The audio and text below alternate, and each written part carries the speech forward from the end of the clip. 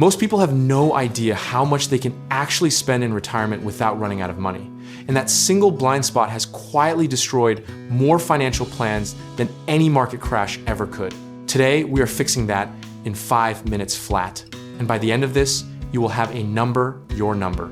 Let's start with the elephant in the room, the famous 4% rule, born out of research from 1994 by financial planner William Bengen, who basically ran the math on every terrible market period in modern history and asked, how much could someone spend without going broke?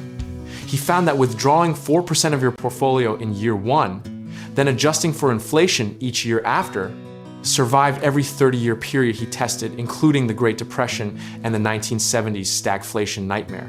But here's where it gets spicy. That rule was built for a 30-year retirement. And if you are retiring at 50 or even 45, you could be looking at a 40 or 50-year runway, which changes everything. A 4% rate that survives 30 years starts to crack under the pressure of a longer timeline, especially when you layer in sequence of returns risk, which is just a fancy way of saying that a bad market in your first few years of retirement can wreck you, even if the long-run average looks fine. Think of it like this. Imagine you are drawing water from a well, and someone punches a hole in the bottom right when you start. Even if the rain eventually comes, you may have already drained it dry. That is sequence risk in one image. And it is the reason that two people with identical portfolios can have wildly different retirement outcomes just based on when they retire. So here is the quick checklist, and we are moving fast. Step 1, take your annual retirement spending number, not your income, your actual spending, and multiply it by 25 to find the portfolio size you need at a 4% withdrawal rate, or multiply by 33 if you want a safer 3% rate for a longer retirement. Step 2, stress test that number against your actual timeline, because if you are retiring early, most financial planners today suggest leaning toward 3.3 to 3.5% as your withdrawal rate rather than the full 4.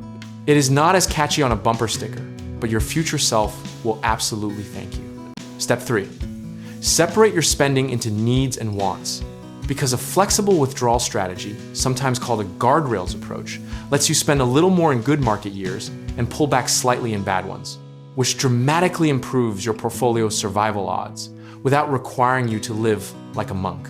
Research from financial planner Jonathan Guyton showed that flexible strategies can sustain withdrawal rates as high as 5 to 6% under the right conditions, which, yes, is real, and no, it does not mean you should just YOLO your retirement. Step 4, account for income floors, Social Security, pensions, rental income, because every dollar of guaranteed income you have is a dollar your portfolio does not need to produce, and that changes your safe withdrawal rate calculation entirely. If your expenses are $4,000 a month and Social Security covers $2,000, you are only pulling from your portfolio to cover the gap, not the whole bill. Step 5, run the math on taxes, because a 4% withdrawal from a traditional IRA is not the same as 4% from a Roth, and ignoring that distinction is how people end up with surprise tax bills that blow up their withdrawal strategy in year 3. Your after-tax withdrawal rate is the number that actually matters, not the gross figure. Here's the irony that most people miss.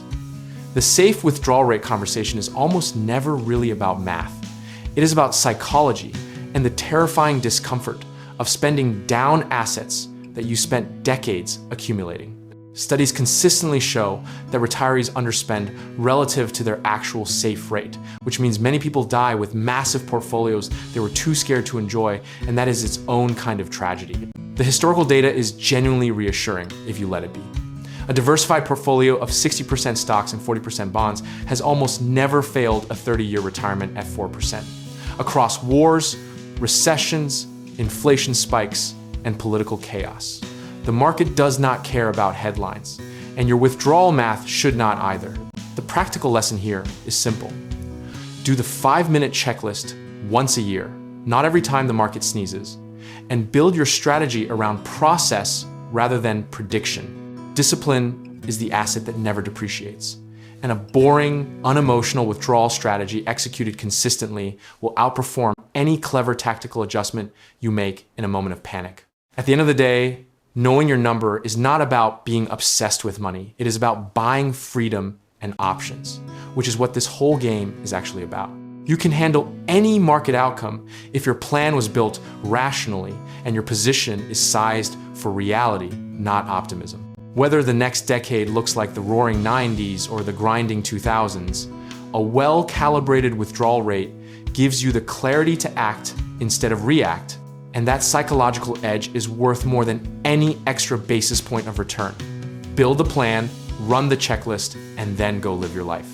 And if you are ready to build real wealth through assets that generate income and equity alongside your portfolio, check out our links in the description below, whether you are exploring real estate investing, need home contracting work, or want to connect with lenders who can help you get started.